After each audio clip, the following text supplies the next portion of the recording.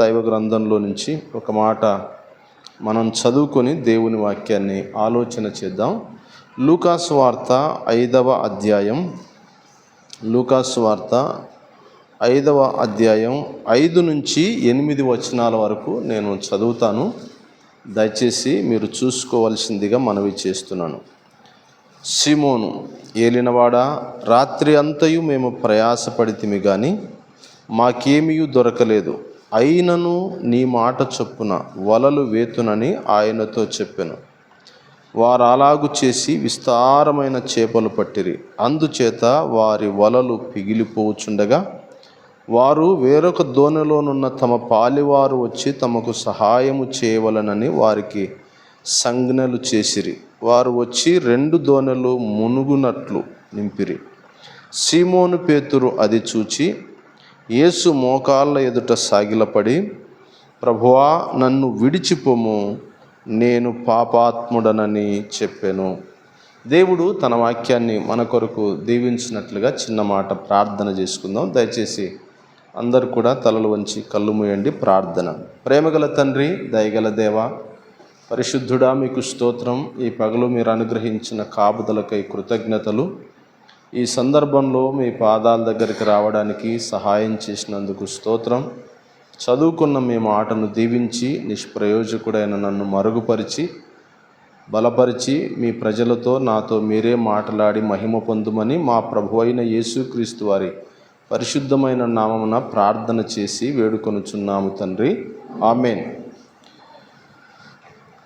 ప్రభునందు చేరి వచ్చినటువంటి సహోదర సహోదరులారా, ఈ రాత్రి దేవుని గ్రంథంలో నుంచి లూకాసు వార్త 5వ అధ్యాయం 5 నుంచి 8 వచనాల వరకు మనం చదువుకున్నాం.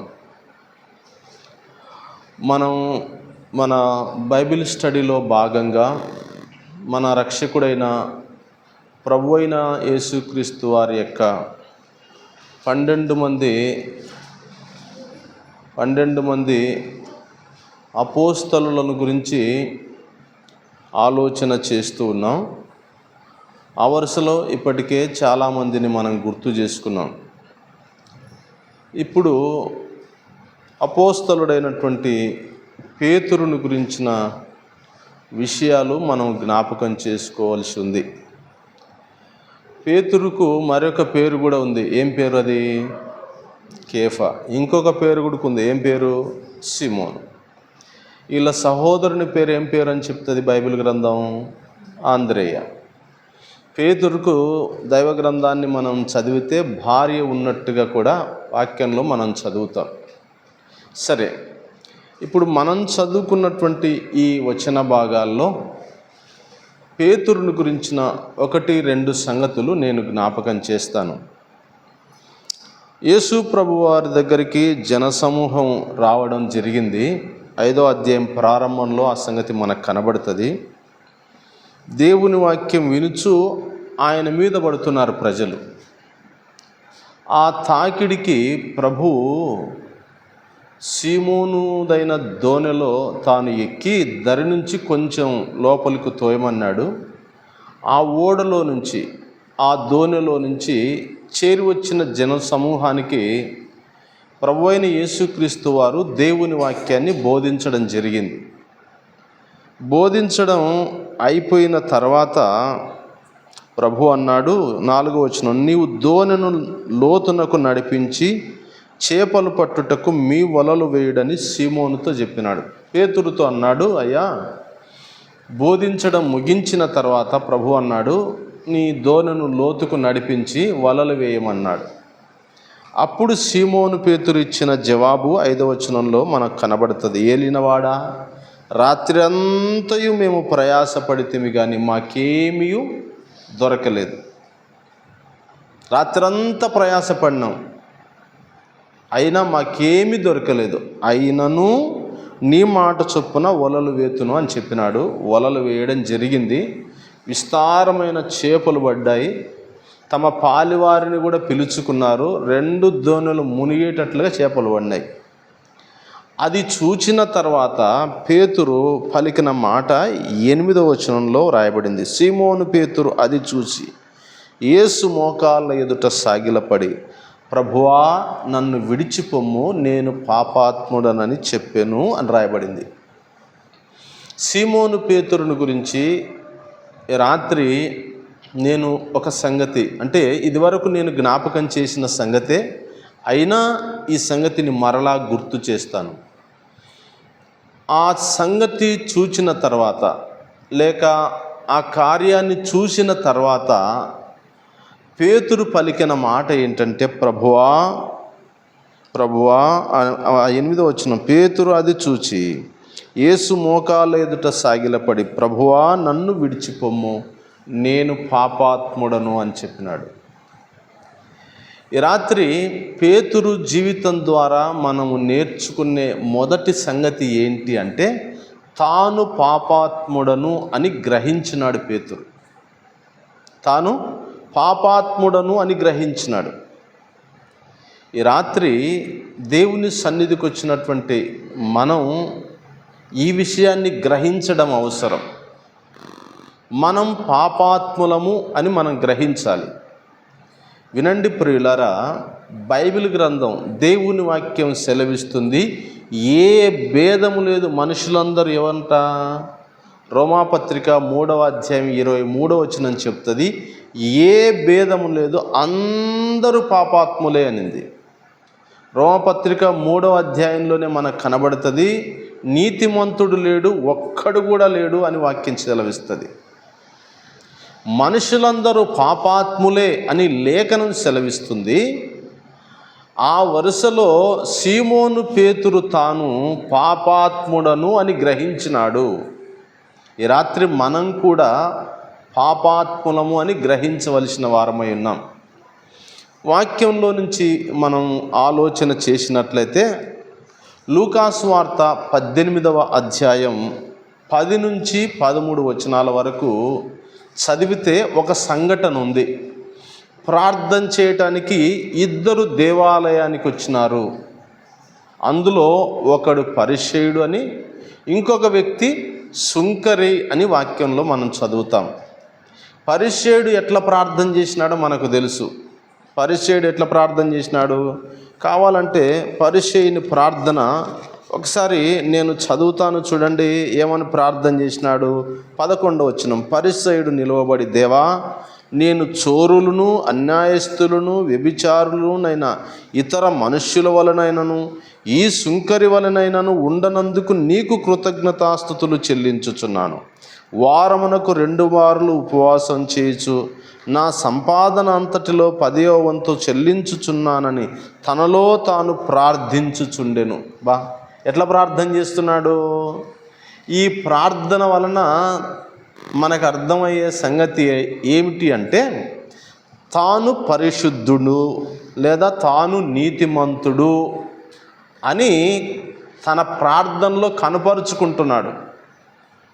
తాను పాపిని అని గ్రహించలే, తాను నీతిమంతుణ్ణి అని కనపరుచుకొనగోరి ఆ విధంగా ప్రార్థన చేసినాడు. కానీ 13వ వచనంలో రాయబడింది, అయితే సుంకరి దూరముగా నిలుచుండి ఆకాశం వైపు కన్నులెత్తుటకైనను ధైర్యము చాలక రొమ్ము కొట్టుకొనుచు, దేవా పాపినైన నన్ను కరుణించుమని పలికెను. సుంకరి ఆకాశం వైపు కన్నులెత్తుటకైనా ధైర్యం చాలక రొమ్ము కొట్టుకుంటూ ఏమని ప్రార్థన చేసినాడు? దేవా పాపినైన నన్ను కరుణించు అని ప్రార్థన చేసినాడు. అంటే సుంకరి తాను ఎలాంటి స్థితిలో ఉన్నాను అని గ్రహించినాడు. తాను పాపాత్ముడను, తానున్న స్థితి తాను సంపూర్ణంగా గ్రహించినాడు. నేను పాపంలో ఉన్నాను అని గ్రహించిన వాడై పరమందున్న దేవుని ఎదుట తన పాపపు స్థితిని ఒప్పుకున్నాడు. దేవా పాపినైన నన్ను కరుణించు అని. ప్రియులారా, ఈ రాత్రి మనం కూడా గ్రహించవలసిన వారమై ఉన్నాం. నేను ఇంకొక ఆయనను కూడా జ్ఞాపకం చేస్తాను. లూకాసు వార్త 23వ అధ్యాయంలో లూకాసు వార్త 23వ అధ్యాయం 40వ వచనంలో వ్రాయబడింది చూడండి. అయితే రెండవ వాడు వానిని గద్దించి, నీవు అదే శిక్షావిధిలో ఉన్నావు గనుక దేవునికి భయపడవా? మనకైతే ఇది న్యాయమే, మనము చేసిన వాటికి తగిన ఫలము పొందుచున్నాము గాని ఈయన ఏ తప్పిదమును చేయలేదని చెప్పి ఆయనను చూచి, యేసు, నీవు నీ రాజ్యములోనికి వచ్చినప్పుడు నన్ను జ్ఞాపకం చేసుకొనమనెను. ఈ సందర్భం మనకు తెలిసిన సందర్భమే. మన రక్షకుడైనటువంటి ప్రభు అయిన యేసుక్రీస్తు వారు సర్వలోకంలో ఉన్నటువంటి మానవులమైన మనందరి పాపక్షమాపణ నిమిత్తమై కలువరి శిలువలో వేలాడుతున్న సందర్భంలో ఆయనకు ఇరువైపులా 2 దొంగలు సిలువ వేయబడినారు. ఆరంభంలో ఇద్దరు కూడా ప్రభువును దూషించిన వారే. అయితే రెండవ వాడు ఆలస్యంగానైనా విషయాన్ని అర్థం చేసుకున్నాడు, ఆలస్యంగానైనా తన సంగతి తాను గ్రహించినాడు. గ్రహించి రెండవ వాడు మొదటి వాడిని గద్దించి ఏమన్నాడంటే, అరే బాబు, మనకైతే ఇది న్యాయమే, నీవు ఇంకా అదే శిక్షావిధిలో ఉంటావా? మనకైతే ఇది న్యాయమే, మనము చేసిన వాటికి తగిన శిక్ష పొందుతున్నాం అని తాను ప్రభువుతో అన్నాడు. ఆయనకు ఇది తగింది కాదు, ఆయనకు ఇది తగింది కాదు, ఈయన ఏ తప్పిదమును చేయలేదని చెప్పి ప్రభు వైపు చూసి, యేసు, నీవు నీ రాజ్యంతో వచ్చేటప్పుడు నన్ను జ్ఞాపకం చేసుకో అయ్యా అన్నాడు. ఈ రాత్రి ఈ సంఘటనలు లేకుంటే ఈ విషయాలు వింటున్నటువంటి మనం కూడా ఈ విషయాన్ని అర్థం చేసుకోవాలి. మన జీవితం కూడా ఎలాంటిదో ఒకసారి పరీక్ష చేసుకోవాలి. సీమోను పేతురు అన్నాడు, దేవా, నేను పాపాత్ముణ్ణి అని. ప్రార్థన చేయటానికి దేవాలయానికి వచ్చిన వ్యక్తి కూడా అన్నాడు, దేవా, పాపినైనా నన్ను కరుణించుమని. సిలువలో వేలాడుతున్న దొంగ కూడా తాను పాపాత్ముణ్ణి అని గ్రహించినాడు. వీరు తాము పాపాత్ములమని గ్రహించిన వారై ప్రభు దగ్గర తమ పాపాలు ఒప్పుకున్నారు. ఈ రాత్రి చేరువచ్చినటువంటి ప్రియులారా, నీ సంగతి ఏంది? నువ్వు పాపివని నీకు అర్థమైతే వీళ్ళు చేసినట్టుగా నువ్వు చేయాల్సిందే. ఏమి వాళ్ళు చేసినారు? సీమోను పేతురు ప్రభు దగ్గర ఒప్పుకున్నాడు, సుంకరి ఆకాశమందున్న దేవుని ఎదుట ఒప్పుకున్నాడు, సిలువలో వేలాడుతున్న దొంగ తన పక్కలే ఉన్నటువంటి ప్రభు దగ్గర ఒప్పుకున్నాడు. ఈ రాత్రి నువ్వు పాపివి అని గ్రహిస్తే క్షమాపణను అనుగ్రహించే ఆ ప్రభు దగ్గర నీ పాపపు స్థితి ఒప్పుకోవడం అవసరం. పాత నిబంధన గ్రంథంలో ఒక ఆయన కనపడతాడు, కయీను కనపడతాడు. కయీను తాను దోషం చేసినాను అనేది తనకు అర్థమైపోయింది. అందుకే తన నోటారా ఏమన్నాడు? ఆదికాండం 4వ అధ్యాయంలో అంటాడు, కయీను, నా దోష శిక్ష నేను భరింపలేనంత గొప్పది అన్నాడు. అంటే తనకు అర్థమైనట్టే కదా, నేను దోషం చేశాను, నా దోషానికి ఒక శిక్ష ఉంది అని తాను గ్రహించినాడు. కానీ ఆ దోష శిక్షను ఒప్పుకోవలసిన ఆయన దగ్గర ఒప్పుకోలే. క్రొత్త నిబంధన గ్రంథంలో మన రక్షకుడైన ప్రభువైన యేసుక్రీస్తు వారిని శిలువ మరణానికి అప్పగించినటువంటి ఇస్కరియోతు యూదా కూడా తాను తప్పు చేశాను, పాపం చేశానని గ్రహించినాడు. కానీ ఒప్పుకోవలసినటువంటి ఆయన దగ్గర వచ్చి ఒప్పుకోలేదు. ప్రధాన యాజకుల దగ్గరికి వెళ్ళి నేను నిరపరాధిని అప్పగించి పాపం చేసినానన్నాడు. దాంతో మాకేం సంబంధం లేదు అన్నారు వాళ్ళు.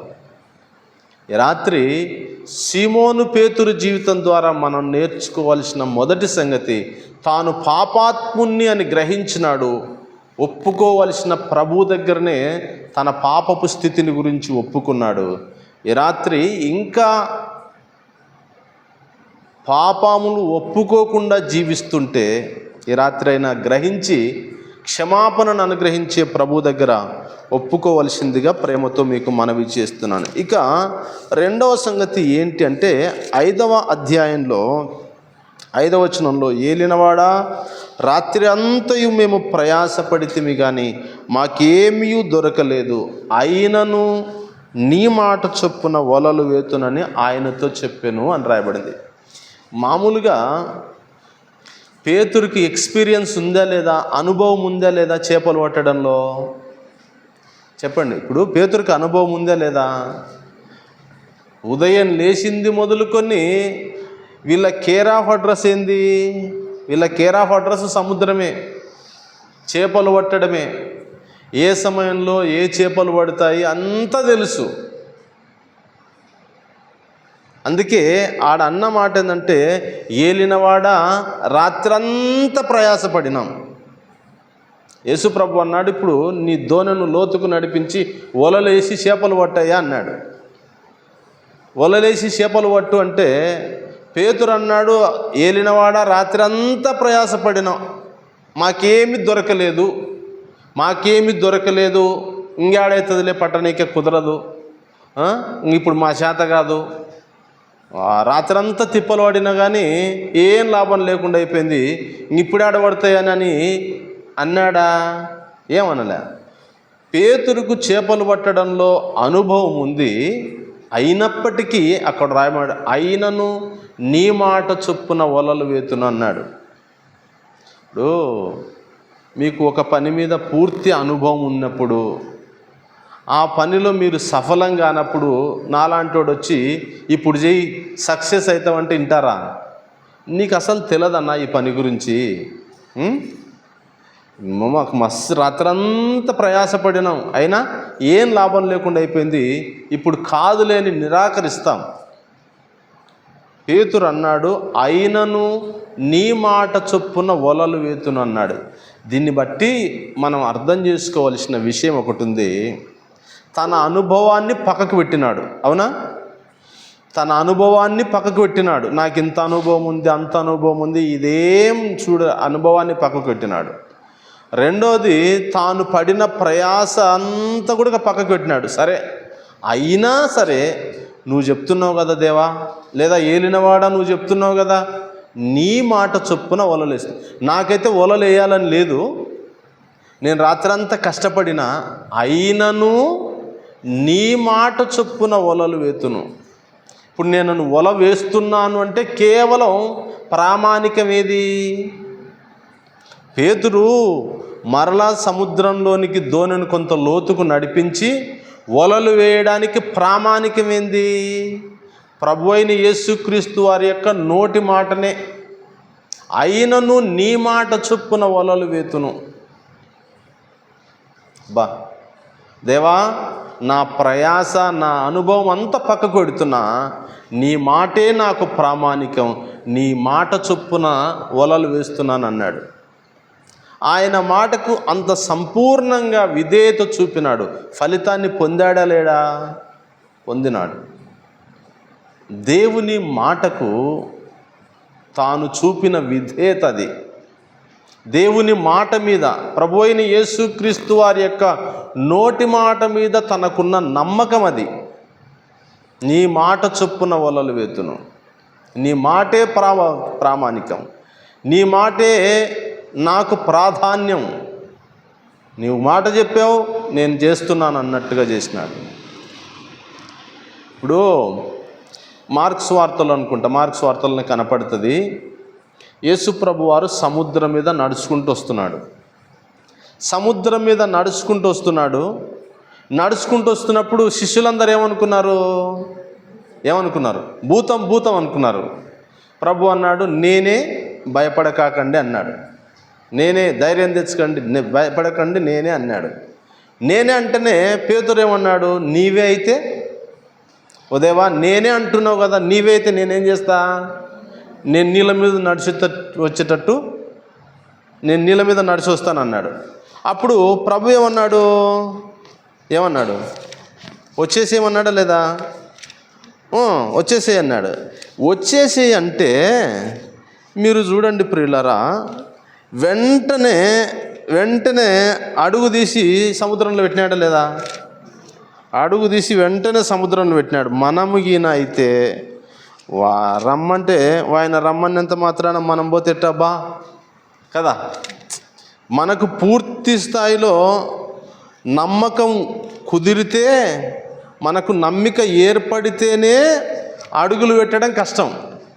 పేతురు అన్నాడు, ప్రభువా నీవే అయితే ఏం చేస్తాను, నేను నీళ్ళ మీద నడుస్తాను అన్నాడు. నడిచినాడు లేదా మీరు చెప్పండి? నడిచినాడు లేదా? ప్రభు రమ్మన్నాడు, ఈయన పాదం నీళ్ళ మీద పెట్టినాడు. ఇంకంతే. ఇంక వేరే ప్రత్యామ్నాయం, వేరే మాట ఏమీ లేదు. దీన్ని బట్టి మనకు అర్థం కావాల్సిన సంగతి ఏంది? పేతురుకు ప్రభు మాట మీద, నేను ఆ మాట చదువుతాను చూడండి. మత్తయి సువార్త 14వ అధ్యాయం చూడండి. మత్తయి సువార్త 14వ అధ్యాయం 27-28 వచనం. పేతురు, ప్రభువా నీవే అయితే, మత్తయి సువార్త 14:28, ప్రభువా నీవే అయితే నీళ్ళ మీద నడిచి నీ యొద్దకు వచ్చుటకు నాకు సెలవిమ్మని ఆయనతో అనెను. ఆయన రమ్మనగానే పేతురు దోణి దిగి యేసునొద్దకు వెళ్ళుటకు నీళ్ళ మీద నడిచెను. ఇప్పుడు దీన్ని బట్టి మనకు అర్థం కావాల్సిన విషయం ఏంది? అదేదో నీళ్ళ మీద నడచడం అంటే నడచవచ్చు, లేదా ఒక వంతెన మీద నడచంటే నడచవచ్చు. కానీ ఎక్కడ నడచాల్సిన పరిస్థితి ఇప్పుడు? సముద్రం మీద నడచాలి కదా, నీళ్ళ మీద నడచాలా? ఒక అడిగేస్తే ఏం కావడానికి అవకాశం ఉంది? మునిగిపోవడానికి అవకాశం ఉంది. ప్రభు మాట మీద తనకున్న నమ్మకాన్ని బట్టి వెంటనే ఏం చేసినాడు? దోణిలో ఉన్నటువంటి వాడు వెంటనే తన పాదాలు సముద్రం మీద నిలిపినాడు.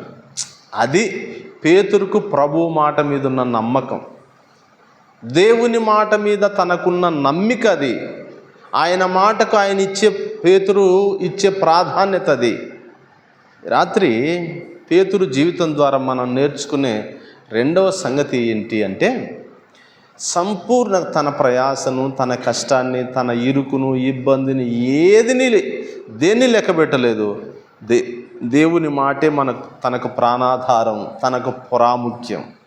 ఆ మాటకు విధేయత చూపడమే తన పని అన్నట్టుగా ఆ మాట మీద నమ్మకంతోనే తన జీవితాన్ని కొనసాగించినాడు.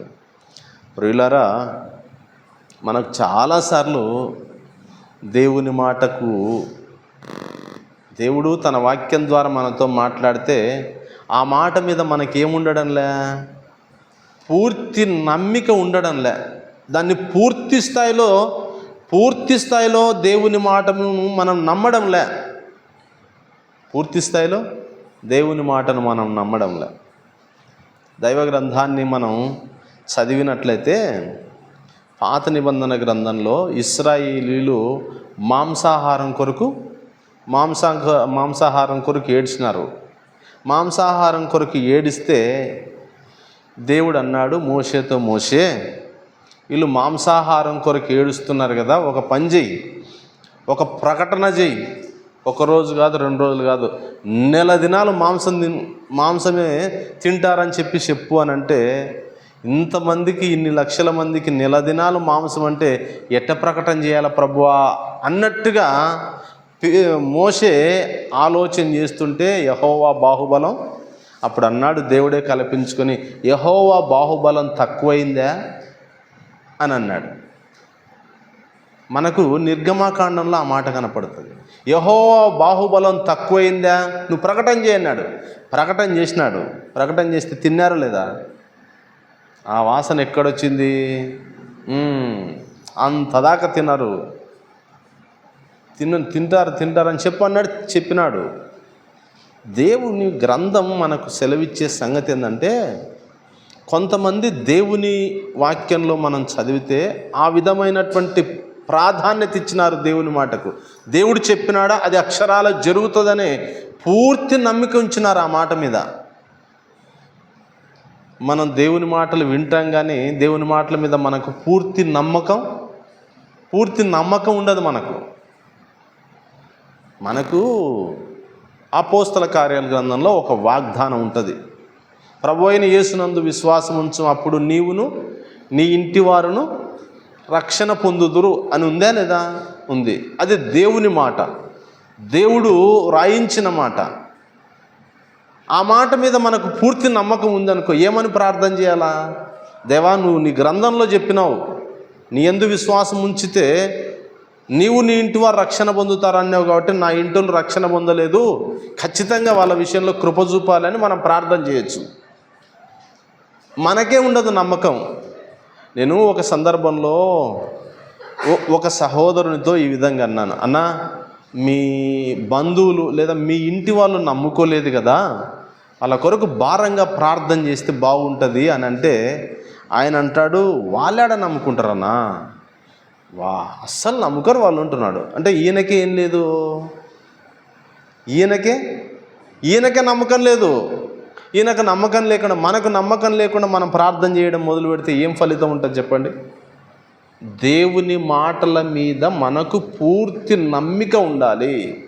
పేతురు జీవితం ద్వారా మనం నేర్చుకునే రెండవ సంగతి, తాను రాత్రంతా కష్టపడినాడు, వాస్తవమే, ప్రయాసపడినాడు, వాస్తవమే, అయినా నీ మాట చొప్పున వల వేస్తానన్నాడు. ఆ మాటకు తాను ఇచ్చిన విలువ అది, ఆ మాటకు తాను చూపిన విధేయత అది, ఆ మాటను తాను నమ్మిన విధానం అది, అందును బట్టే ప్రతిఫలాన్ని పొందినాడు. ఈ రాత్రి మనం కూడా దేవుని మాటల మీద పూర్తి నమ్మిక ఉంచాలి, దేవుని మాటల మీద పూర్తి విశ్వాసం ఉంచాలి. దేవుని మాట మీద పూర్తి నమ్మకం ఉంచితే, విశ్వాసం ఉంచితే దేవుడు తప్పకుండా కార్యాలు జరిగిస్తాడు. మన జీవితాల్లో తగిన రీతిగా కార్యాలు జరగడం లేదు అంటే ఒక కారణం ఏంటంటే, దేవుని మాటల మీద మనకు ఉండాల్సినంత నమ్మకం ఉండడంలే. ఉండవలసినంత నమ్మకం లేదు దేవుని మాటల మీద మనకు. కేరళ రాష్ట్రంలో ఒక సహోదరి యవనస్తురాలు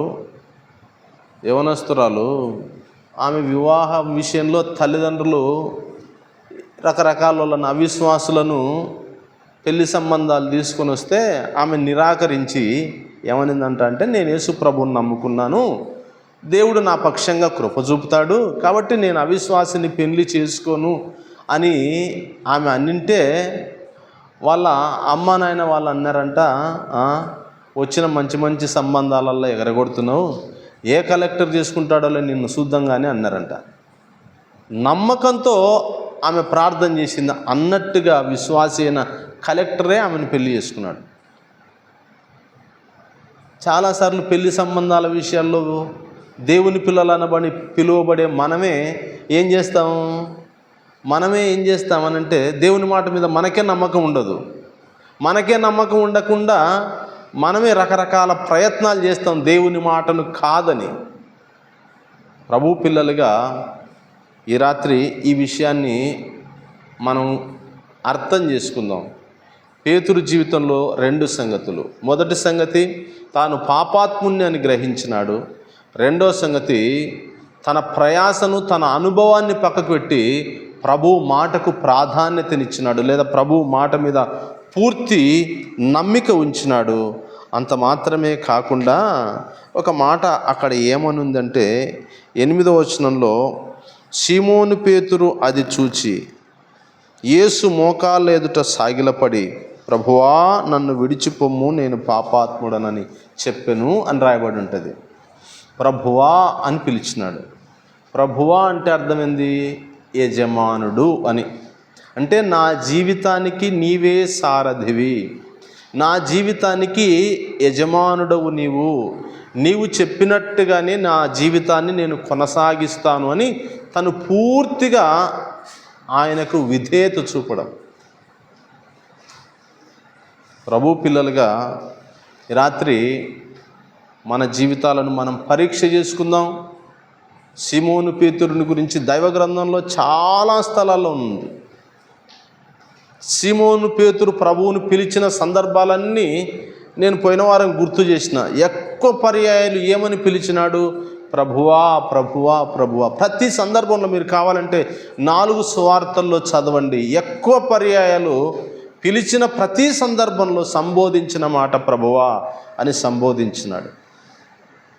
ఈ రాత్రి సీమోను పేతురు వలె ఇంకా మనం పాపాత్ములమని గ్రహించకుండా కొనసాగుతున్నటువంటి వారు ఎవరైనా ఉంటే ఈ రాత్రైనా పాపాత్ములమని గ్రహించి ప్రభు దగ్గర క్షమాపణను వేడుకుందాం.